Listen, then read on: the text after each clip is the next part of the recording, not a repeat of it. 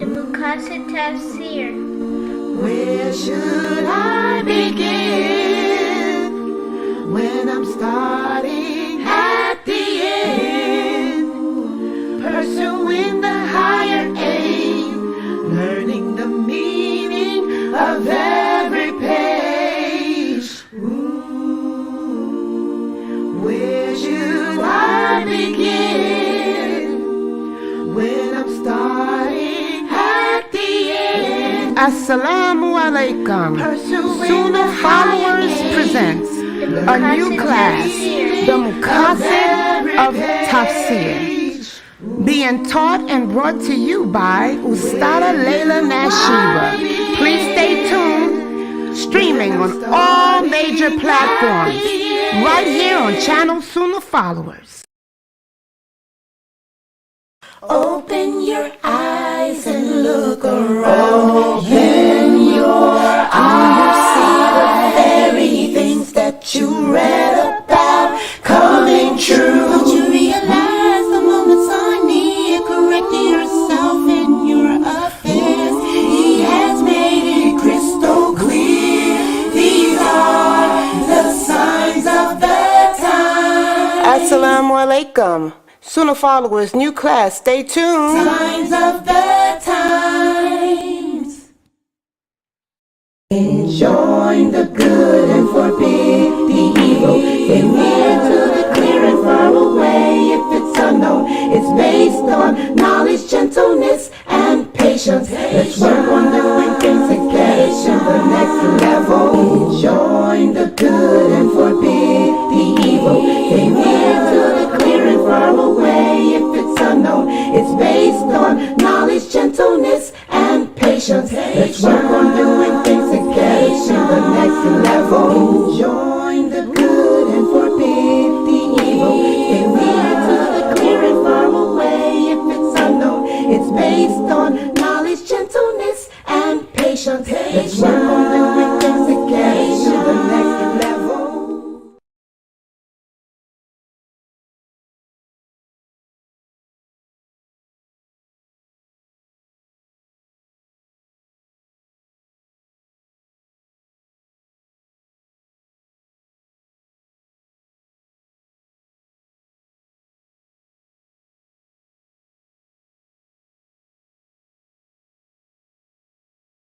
Okay. Ina alhamdulillah, wa salat wa salam ala wa rasulullah. I want to welcome everybody to our Enjoining the Good and Forbidding the Evil class. And this class is very important. Why is it important? Because as Muslims, this is what our life is spent doing. Every day of our life, you're going to experience at least one instance in your day in which you're going to have to enjoin what's good or forbid what's evil. And when we talk about enjoining what's good, what we're talking about is encouraging and practicing those things that Allah said are good and clean for us. Every time you make salat, that's enjoining the good. Anytime you do a good deed, that's enjoining the good. So when you pray, you're enjoining the good. If you are a Muslim woman and you're cleaning your home, that's enjoining the good. You're cooking dinner, that's for your family, that's enjoining the good. Okay? Picking the children up from school, that's enjoining the good. Being kind to your neighbors, that's enjoining the good. Do you guys get it? Because this is a question that one of the new shahadas asked me that's just tuned in to us. She wanted to know, what is it meant by enjoining? It means to do a good deed. Whenever we do a good deed, and a good deed is something that Allah encourages us to do. Whenever we do what Allah encourages us to do, this is enjoining the good. Forbidding the evil is the opposite. Whenever we stay away from what Allah commands us to stay away from, that's forbidding the evil. Whenever we avoid committing sins, whenever we avoid transgressing the limits of Allah, and whenever we speak out against people who do go against the commands of Allah, that's forbidding the evil. Now, one of the questions that I got, and I'm going to make a short of this tonight, inshallah. A question that I got, one of the youth who are new here, they asked me this wonderful question. They said, Sister Laila, I watched your series, your short about protesting, about how the Muslims today are protesting. And you said that they're protesting against the qadr of Allah. And the person asked, but isn't this really forbidding the evil? No, this is a very good question. But no, we have to understand that whenever we do the deeds that are pleasing to Allah, they have to be done the way Allah legislated. We forbid the evil. There's a difference between forbidding and speaking out against something that's wrong. There's a difference in speaking out against the crimes committed by a people and protesting against what Allah willed. There's a difference. As Muslims, we protest against evil. The word protest, this is an English word. What does it mean to protest? To protest means to reject or disagree with something. We disagree and we reject what the people are doing, what's happening in the Muslim lands today. So, how do we forbid that evil? Well, the Prophet sallallahu alaihi wasallam said, if you see something bad happening, he gave us the methodology to use. He said, if you can stop it physically, then stop it physically. There's nothing that any of us can do physically to stop what's happening in the Muslim lands today. We can't stop the Zionists from throwing bombs. We cannot go over to that country and stand up and take the bombs or none of that other stuff. So there's nothing we can do physically to stop it. The Prophet said, if you can't stop it physically, then speak out against it. Stop it with your tongue. Now we can speak out. And all of us, all the daya, all the Muslim daya around the world, this is all you hear. We have been speaking out against what the Zionists are doing every day. But don't get it twisted. As believers in Allah, we're speaking out against what man is doing that is unliked by Allah. But we know that Allah is the one who willed it. Y'all see the difference? It's a thin line. So we speak out against the atrocities that are happening.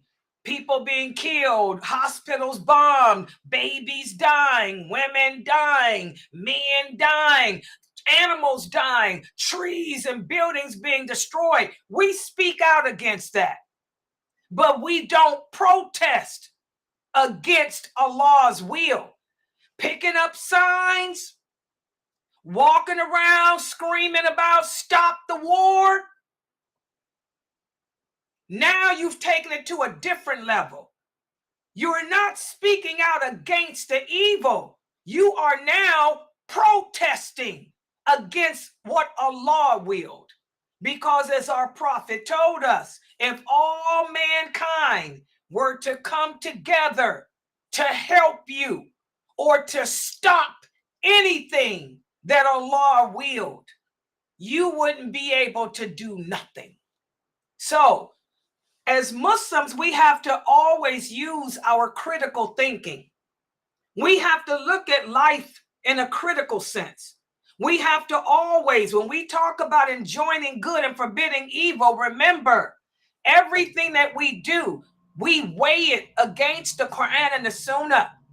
When it comes to doing good deeds, when it comes to enjoining the good, we have to weigh it against the Quran and Sunnah. In other words, what does the Quran and what does the Sunnah say about protesting? Did the Prophet Muhammad protest against the wars? Did he allow the companions to do that? No. No. He let the non-Muslims protest. The non-Muslims protest because they don't believe in the qadr of Allah anyway. Plus, the non-Muslims listen to their own. But he taught the companions. In fact, we have the hadith where the prophet said, war comes from Allah. He's the one that sends it. And he tells us why. So you answer the call to war. Okay? So we have to weigh everything against the Quran and Sunnah. The non-believers protest. They protested back in the 6th century. Don't y'all know where protests came from? The Romans. The Romans and Greeks were very famous for protesting against their government. The Romans and Greeks protested against everything. But did the Arabs, did the Prophet allow the Muslims to do that? No. We handled ourselves. We accepted the qadr of Allah and corrected ourselves and dealt with the consequences. Okay? He allowed the non-believers to do that. So that's the difference. When it comes to enjoining good and forbidding evil, we have to follow the steps that Allah has set. I can't do nothing physically to stop the war. None of us can. That's in the hands of Allah. But I can speak out against it. And I can speak out against it without transgressing the limits of Allah. That's how we blow it. As Muslims, we transgress the limits. You can write letters. You can even give lectures like about what's going on. But as far as picking up signs and doing all this other stuff that the Kafirs do, this is not us. Because you've turned it into the qadr, you've turned against the qadr of Allah now. Do you understand? Does everybody understand how I'm explaining this?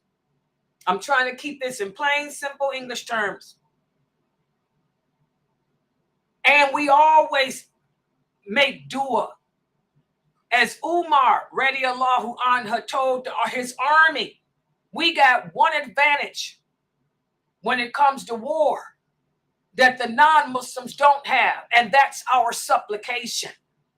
Allah hears our supplication. So we call upon Allah and we ask Allah to stop this war. Y'all see the difference? The companions called upon Allah because they knew that Allah is the one who brought the war. Allah is the one in charge of that. So they didn't go and call upon kafirs. They called upon Allah to stop it. And they took the steps to change the condition of themselves. We're not doing that today. We're just picking up signs, protesting against the qadr of Allah. Half of the people that are protesting, most of them don't even pray. Most of the Muslims that are protesting are not even dressed properly. We're violating all of Allah's laws, you know, standing there holding them signs, walking up and down the streets. Okay? You think Allah is going to listen to you that way? No. Allah doesn't listen to you when you're committing sins. Subhanallah. So I hope that that's true. You know, I mean, that you guys understand. So, you know, that's the process. So as Muslims, every day of our life is spent enjoining what's good, and every day of our life is spent forbidding that which is evil. We're either going to speak out against it, we're going to try to change it with our hand, or we're going to make dua against the bad things that we see. And when it comes to speaking out, we talked about how there are certain characteristics that we all have to have. Number one, In order to speak out against what's evil, you have to have certainty of faith, and you have to have knowledge of this religion. You have to know what you're speaking out against. You got to know if you're transgressing the limits in what you say. Okay? I was looking at a video that somebody posted up on the internet. Do you know that we still have numbskull Muslims here in America who don't understand that it's haram for us to vote for non-Muslim leaders? We got in this situation because you voted for Obama, and the Muslims still have not learned their lessons. Obama is a Zionist. He began this. He sent those weapons over there during his term.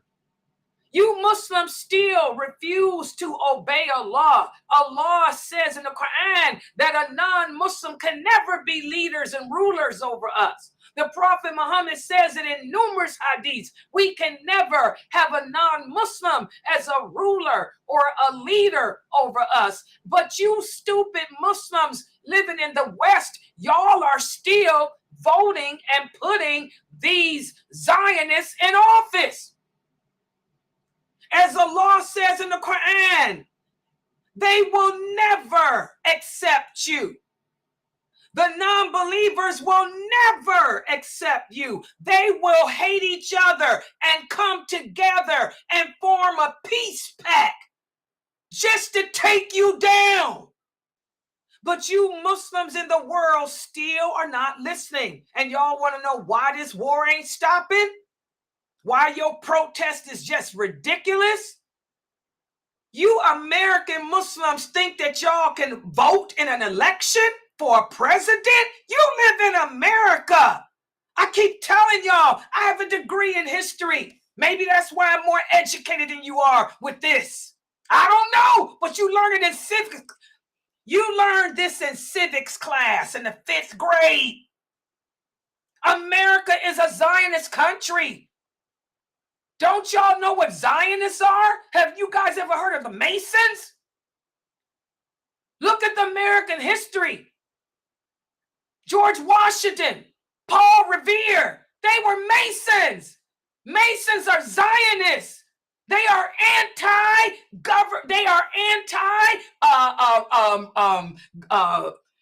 monarchy rule. Zionists don't believe in God. They believe in a separation of that stuff. It's in our American Constitution.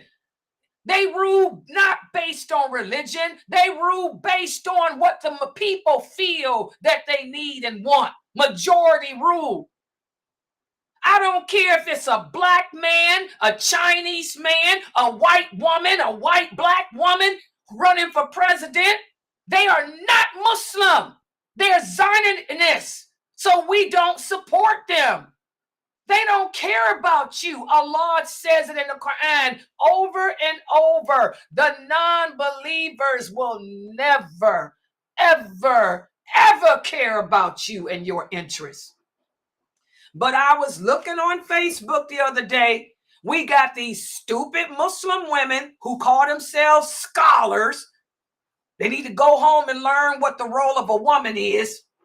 Check out my shorts. Don't get it twisted.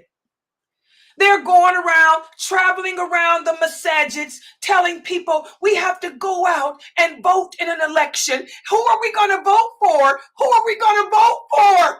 You're a Muslim. You ain't supposed to be voting for nobody. I was born in the USA. Oh, yeah. Let's talk about it. Arab American. That's what I am. I have never voted in my life for no president and could care less because I was raised upon Siratul Mustaqim and I was taught as a child, Layla, this is America. This ain't Egypt. They will never accept you. They will never have your interests at heart. They will impose laws just to break you and bring you down. I've never voted for no presidential election. But you Muslims come to America looking for the green card and looking for the green money And you get here and you travel all over the masajids like you're doing with your accents, asking, who are we going to vote for? Go back home to your country. You want to vote? Go back home to your third world country. Because you're a numbskull. This ain't no Muslim state. This is America, the land of Zionism, the land of masonry. And ain't nobody that you put in office who is not a Muslim is going to care a bit about you. And you should have learned that when you put that man named Obama, who you thought was black and a Muslim. You should have known that the simple fact that he's an apostate should have told you something right there. He's an apostate. He's a Zionist. He's the one that began this war. You people are stupid. You have come to America and you get stupid. Go back to your country and maybe you'll get some intelligence. And I hope everybody listening to me writes this down. No Muslim on this planet should be voting in any non-Muslim presidential election. My dalil, the Quran. I just gave you the verses. And the hadith, where the Prophet sallallahu alaihi wasallam said a non-Muslim can never, ever be a ruler over any of us. That hadith is authentic. That's Sahih Muslim. Get a clue. Y'all understand me? All of you Muslims with these signs protesting Gaza, you're the reason why Allah brought this war to Gaza and everywhere else. Get a clue. Learn your deen. And stop bringing the wrath of Allah upon us all. Because that's what's happening. You people have brought the wrath of Allah on Gaza, Africa, China, and all the rest of us. Because of your deviation away from Islam. You want to vote in American elections. Oh, I want my voice to be heard. Allah says in the Quran, they will never listen to you. They will never hear you. They will never accept you. Why is it that you American Muslims can't get that through your thick skull? You think Allah is a liar? You think Allah doesn't know his creation? You think you know this life better than him when he's the one that decreed it all? Your voice will never be heard by the kafirs. Allah is clear. The Prophet Muhammad is clear in that too. Ain't my fault y'all don't believe in him. If you believed in Allah, you would submit. And that's the thing I like about what Dr. Jamali was saying in that short. Y'all need to listen to that short he put out about Salafi. We're so quick to say we're Salafi. The people that say they're Salafi, they ain't Salafi. First of all, if they were Salafi, they wouldn't have to say it. Because Salafi is not a noun. It's not a noun. It's an action verb.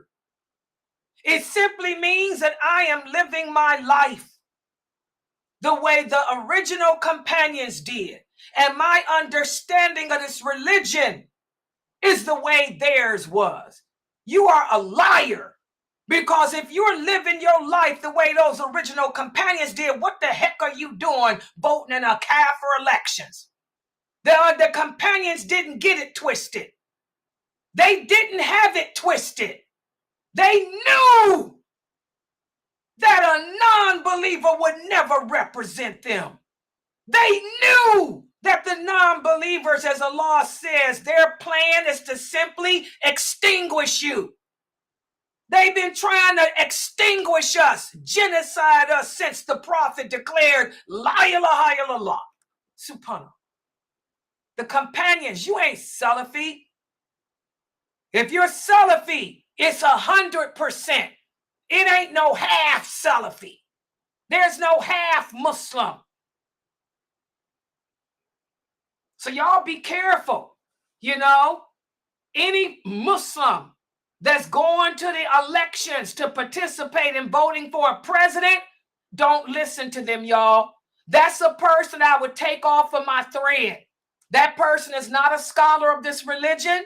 That person doesn't understand wala wal bara. That person doesn't understand la ilaha illallah. I don't care how good of a speaker he is. I don't care how many PhDs he got behind his name from Harvard or anywhere else. That person's an idiot because he doesn't know the basic, which is they will never, ever accept us or rule in our favor. You idiot. So I'll make a short out of this for y'all tonight.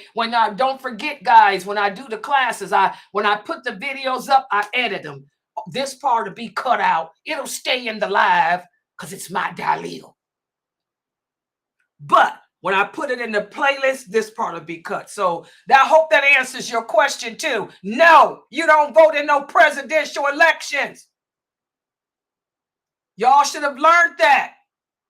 You should have learned that when y'all put Obama in and all the weapons, the millions of dollars worth of weapons he sent over there, and all the other terrible things he did to the Muslim nation that y'all don't even know about. He done passed so many ridiculous laws. Any person who's American, even if you never, did y'all know about this? No, you don't know because you ain't here. Oh yeah, let me tell y'all one of the laws that Obama passed. Anyone who has American citizenship, even if you living in an Arabic country like the Emirates, even though you've never been in America, you weren't raised here, you just happen to be American because your mother is American, you still have to pay income taxes. Did y'all know that? Oh yeah, he passed a lot of laws to destroy Muslims. Obama did, your man, the black man, who y'all went to his White House, ate turkey dinner with him, shook his hand, kissed him, hugged him, and then went on the internet doing fundraisers for him, telling the Muslims to vote for him because he's a black man and he gonna make a change, and his father's Muslim, he's from Somalia, all that dumb stuff. When Allah told y'all their ardent desire is to take you out. Oh, he put a lot of laws in that are to the detriment of Muslims, even Muslims who never been to America but happen to have American citizenship because one of their parents is Muslim, and they got to pay income tax on whatever money that they make because they live in the Middle East and they got the fulus. So my fulus is going to America? And they got to do it. Otherwise, they'll come to them. Oh, yeah. Obama did a lot of filth to this nation. Y'all put him in. And now y'all sitting around talking about voting to put another kafir in. When are you Muslims going to wake up and learn? All right. Okay, so in order to enjoin the good and forbid the evil, you have to have knowledge, okay, of what you're enjoining, what you're forbidding. And it takes courage. It takes courage for me, Laila Nasheeba, to sit up here on this internet as a Muslim woman and tell the truth when the other people are not telling y'all the truth. You got a lot of famous Muslim personalities, who are telling y'all it's okay to vote when it's not. Allah said it ain't. The Prophet Muhammad said it ain't, period. But those people are telling you to do that, and they're sweet talking, and you guys support them. It takes courage to be the only one to stand up for what's good. It takes courage to be the only one to resist that which is evil. And also it takes patience. So we're going to talk about those two characteristics that you have to have too. You have to have knowledge. You have to have compassion. You also have to have courage. Not everybody has the courage to do what I'm doing. These men don't. Okay, so let's put the PowerPoint up on the screen.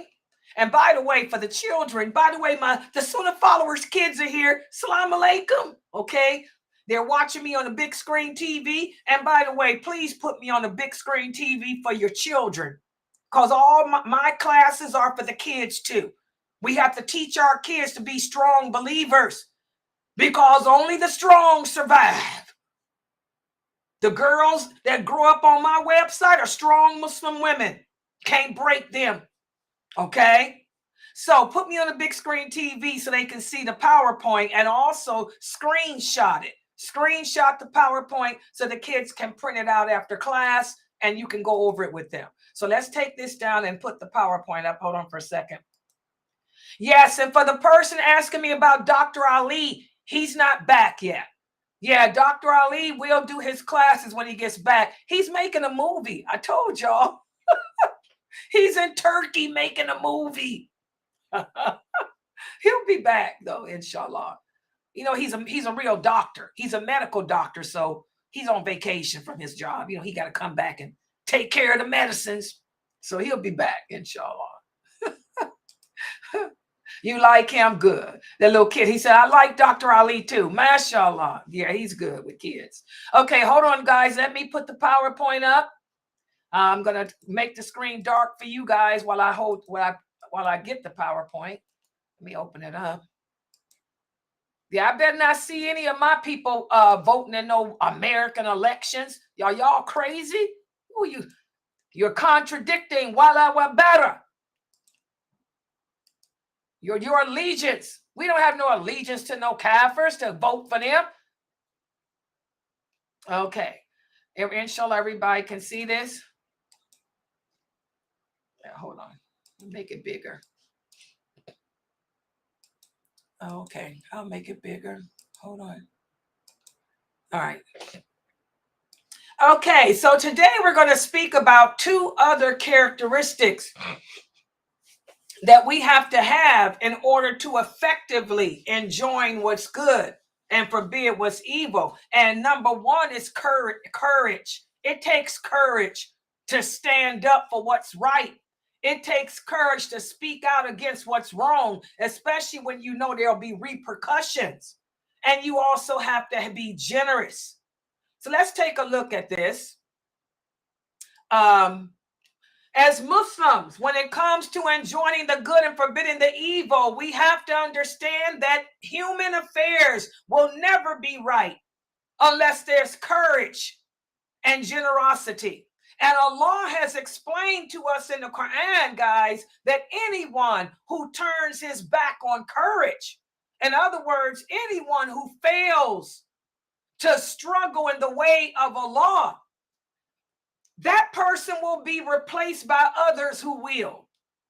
And this is an answer to the brother. One of the brothers here asked me, Sister Laila, is it's haram for women to give dawah? First of all, I've never heard anything as ridiculous, because giving dawah is an obligation upon all Muslims.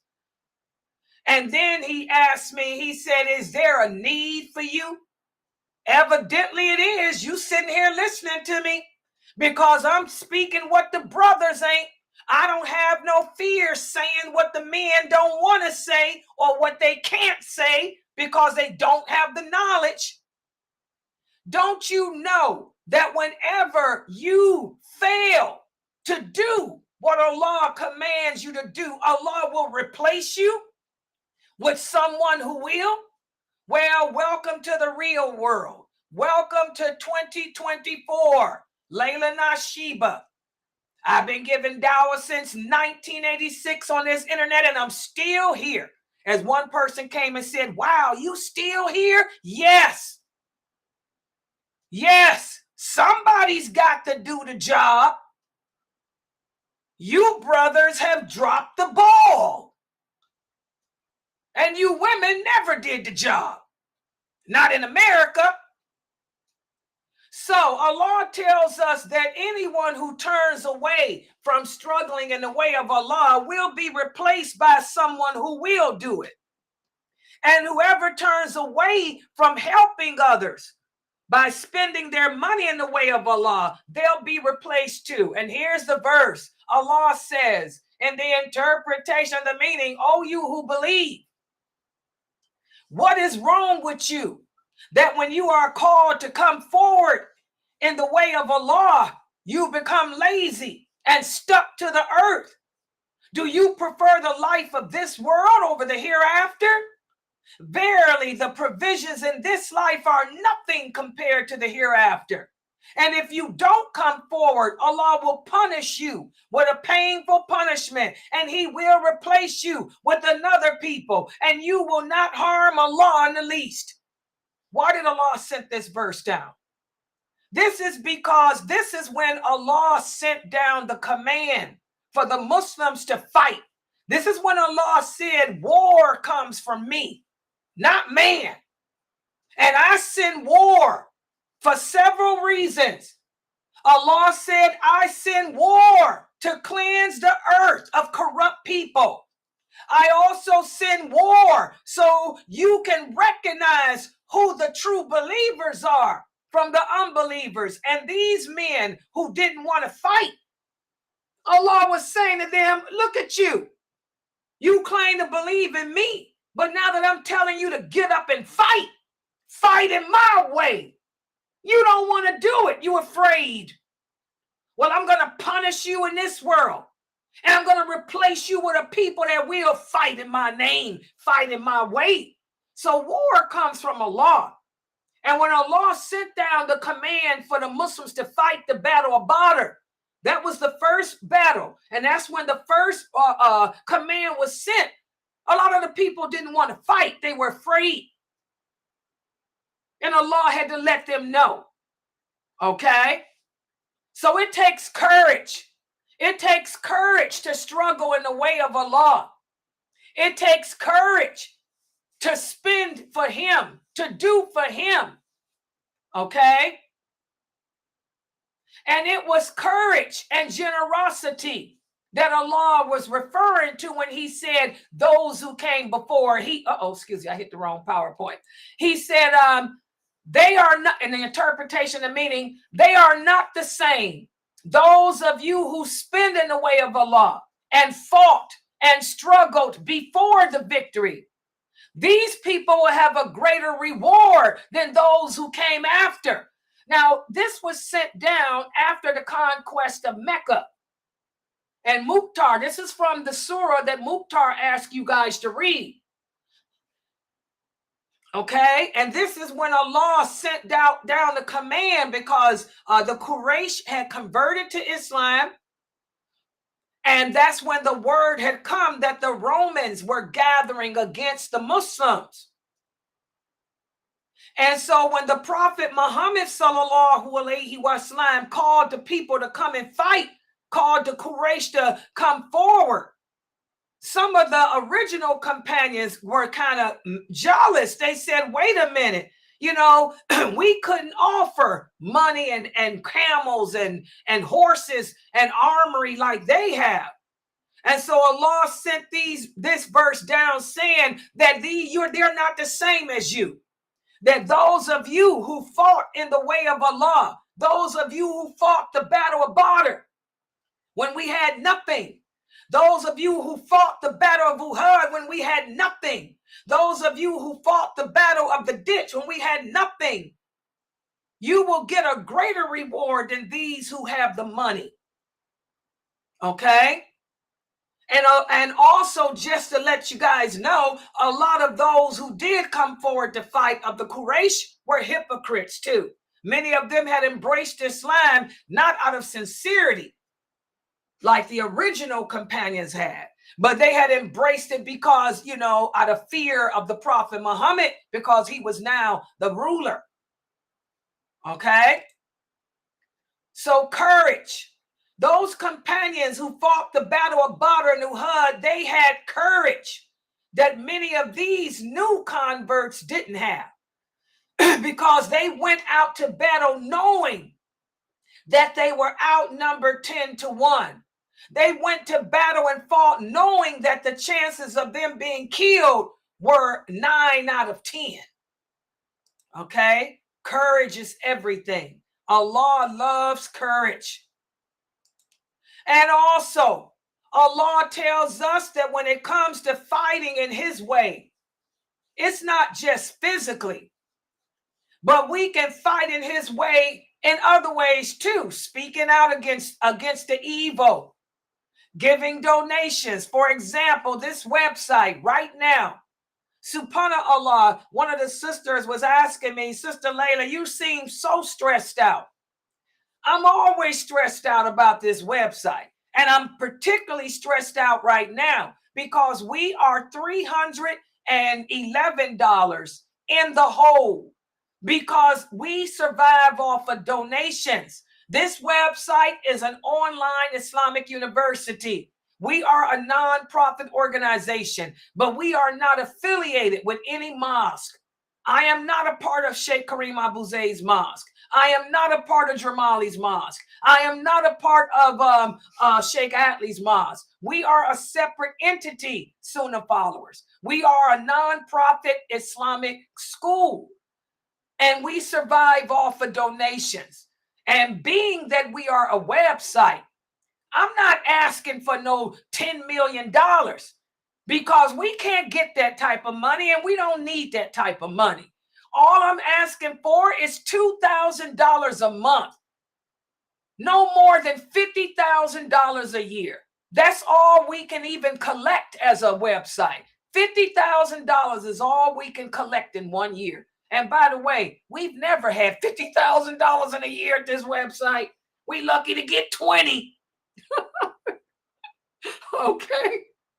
You know, so it's a struggle to come here every day and give dawah. Giving dawah. This is jihad. This is struggling in the way of Allah, trying to teach the people the truth, trying to call the people back to Islam in its truthfulness with the understanding of those companions. That's a struggle. That's fighting in the way of Allah. And that's why a website like mine falls in the category of zakat, because this is fi sabilillah. It's one of the greatest struggles of all to call the people back to the Quran and the Sunnah with the understanding of the companions. That takes courage. Listen to what Allah says in the interpretation, the meaning. How many small groups have overcome large groups with the permission of Allah? And it's all because they had patience too. Allah is with those who have patience. It takes patience to do what's right. It takes patience to strive in the way of Allah. So that's why I say, not only does it take knowledge and compassion and courage, but you have to have patience too. Also, Allah says in the interpretation, the meaning, oh, you who believe, whenever you meet an opposing army, be patient and remember Allah so that you can be successful, and obey Allah and His Prophet, and don't disagree so that you will cause your own defeat and lose your favorable hand. Be patient because Allah is with those who have patience. Look at this verse here. The war in Gaza. Did this come from the Zionists? No, we brought it on ourselves. It came from Allah. We don't remember Allah much. We got Muslims going around blaming Allah, asking why would Allah allow children to die? Why would Allah allow people to be killed? Why would Allah do this? Then you got other Muslims saying, Well, since Allah ain't doing nothing, let's boycott making Hajj. Let's boycott going to Saudi Arabia. Let's boycott fasting Ramadan. Let's boycott doing any of our obligations. I'm not going to wear the hijab anymore. We're going to boycott. Now do y'all see why this war ain't going nowhere? We have to obey Allah. Whenever we disobey Allah and disobey the Prophet sallallahu alaihi wasallam, whenever we lack patience to handle hardships, then we cause our own defeat. We cause our own defeat. And Allah is not with us. Allah is only with those who have patience. So all that protesting, all that boycotting, it's not going to help any of you Muslims. If anything, you're just digging a deeper grave for yourselves and for the rest of us. You're just, causing Allah, to send the war, which he's going to do anyway, to all of us, every part of this earth. World War III, the war against stupid Muslims. Okay? So, what is courage? This is a problem I found out as a daya. A lot of English-speaking Americans don't understand the meaning of simple words like courage. Courage does not mean that I'm strong in my body. A person can be physically strong, but weak. Instead, courage is the strength of the heart. How strong are you in your heart? And how patient you are. The patient man, that's the man of courage. Okay? Not the man who's physically strong. And the only type of courage that Allah praises is courage based on knowledge and understanding of this religion. For those of us who practice our religion, even though we're faced with hardships, this is the courage that Allah praises. Even though Muslims are dying all over the world, we're still patient with the qadr of Allah, and we're checking ourselves to see what we need to change within ourselves to take away Allah's anger. That's the type of courage that Allah praises. He doesn't praise people with signs walking up and down the street like kafirs, protesting and boycotting his qadr. He don't like that. That's not courage.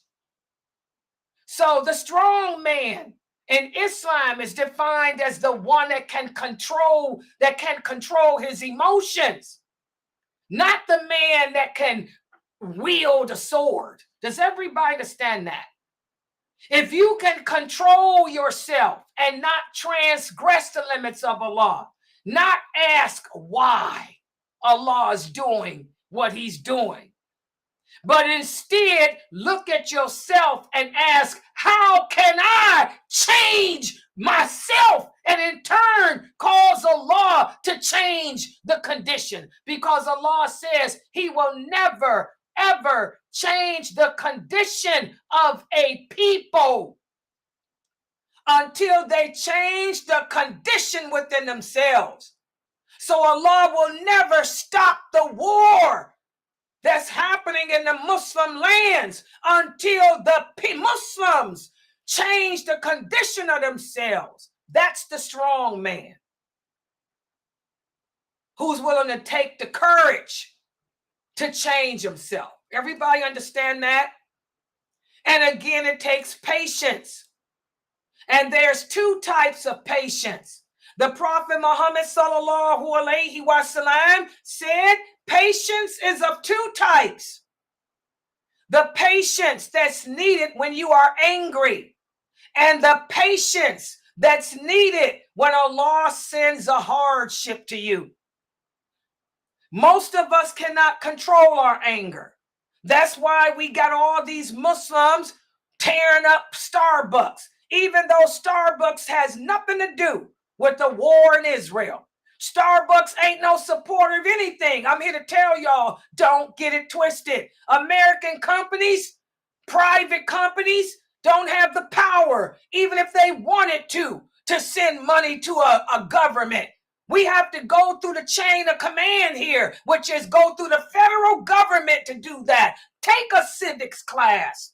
America is a Zionist country. It ain't no republic. Learn about how politics runs in America, because you look stupid, Muslims. You sound stupid. Starbucks is a franchise. The owner of the Starbucks don't have the power to send no money nowhere. And the company itself ain't got that authority either. You got to go through a lot of rigmarole through the federal government to send to another government outside of this country. We got laws, embargo laws, all kind of stuff. I'm a paralegal. Get a clue, American Muslims. Okay? But instead you get angry and go tearing up people's stores, tearing up Nike stores, tearing up Queen Latifah. What did Queen Latifah say? The cover girl. She said, what the heck I got to do with Israel? She said, I'm a black woman. What do I care? You think I support Israel? She said, and my name should say it all. My name is Latifah. She said, my father was a Muslim. Get out of here. We need to get it together, people. It takes patience to control your emotions. It takes patience to not transgress the limits of Allah. Listen to what Al-Hasan al-Basri, one of the Tabi'een, said. He said, no slave of Allah has struck a more effective blow than wisdom and patience when you're angry, and patience when you're faced with hardship. Subhanallah. This is because the hardest thing to do is to maintain your dignity when something has hurt you. That's hard. We're human. That's hard for all of us. It's hard for any human being to maintain his or her dignity if something has hurt you. That's something that we Muslims need to work on. Remember the hadith that I went over with you yesterday. The source, Sahih Muslim. The Prophet sallallahu alaihi wasallam said one of the reasons why the Christians will always have the upper hand over us is they're able to maintain their dignity better than us when they're faced with hardships. When we're faced with a hardship, we get emotional and we transgress the limits. The Christians are better at maintaining their emotions than we are. That's why they're the superpower. That's why they'll always be the majority over us. Okay? So, again, two types of patience that we need to work on. If you want to change what's happening in the world today, you got to make that change within yourself. And the number one change you need to make is learn more patience. The Prophet sallallahu alaihi wasallam once asked the companions, he said, how would you define a childless person? They said, oh, Prophet of Allah, the childless person is the person that never had a baby. The Prophet sallallahu alaihi wasallam said, nope, that's not correct.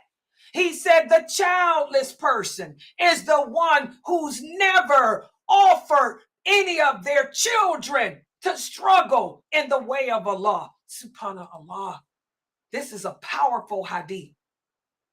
Would any of you do what the companions did when Allah sent down the command to fight for the battle of Badr?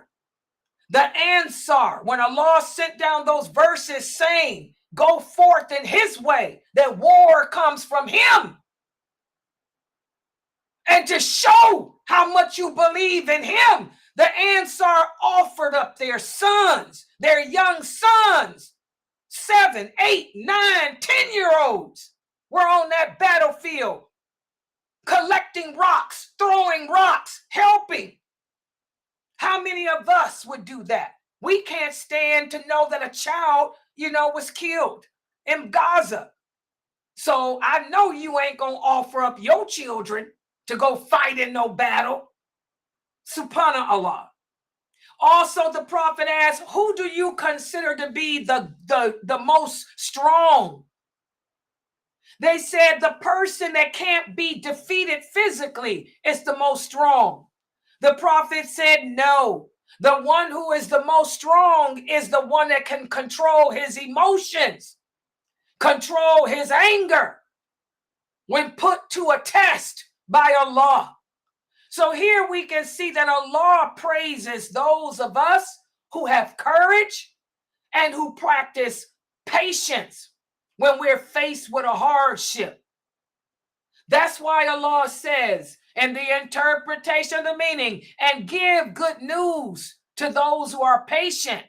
Those who, when they are faced with a calamity, they say, verily from Allah have we came, and unto Allah we shall return. That's the inna lillahi wa inna ilayhi rajiun.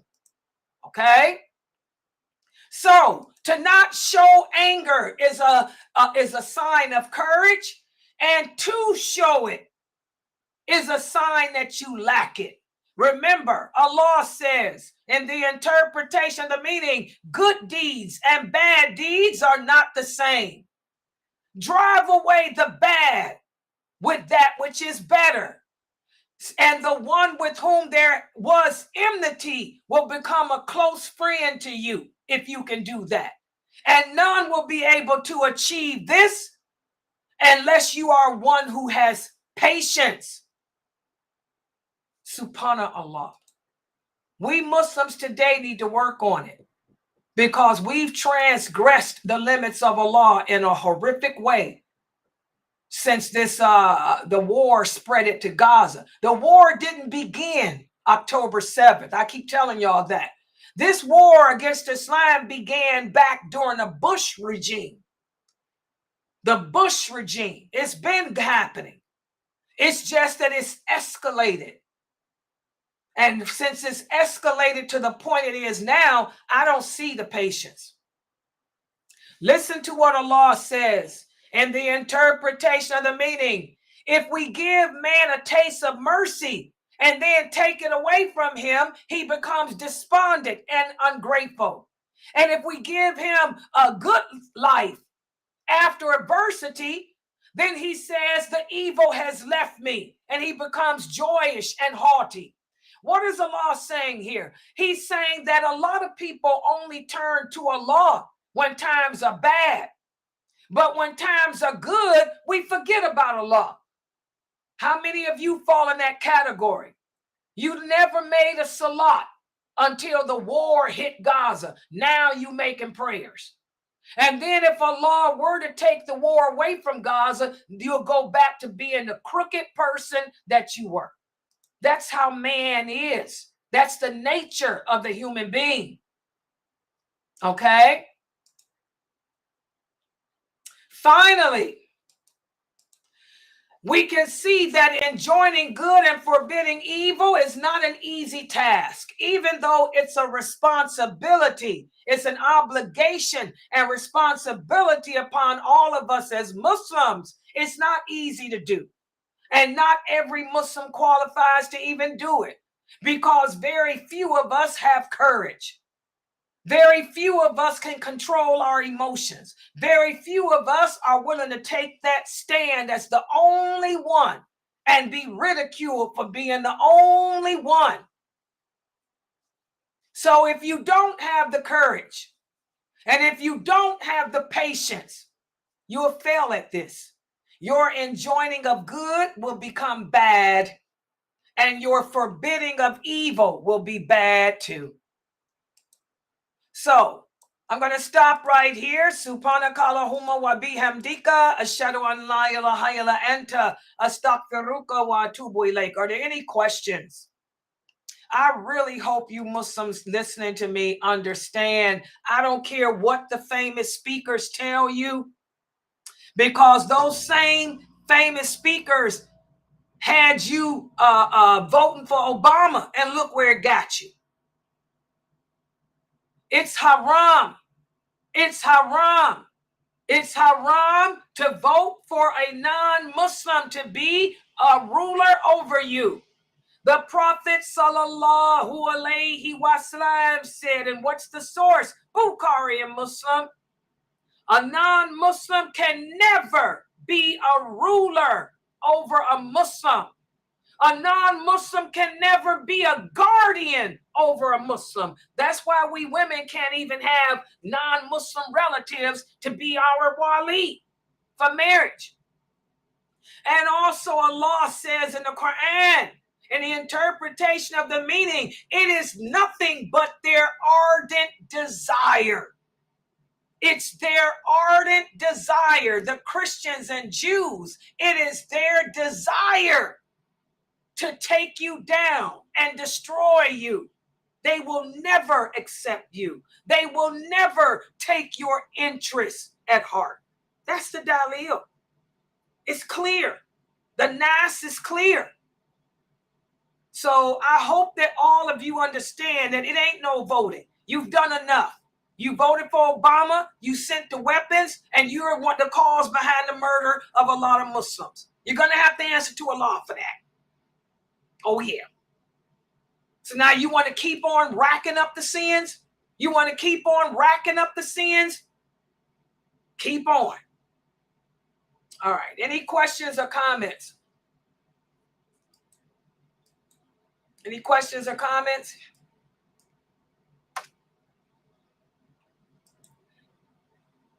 Okay, yes, please support us, guys. We are $311 overdrawn.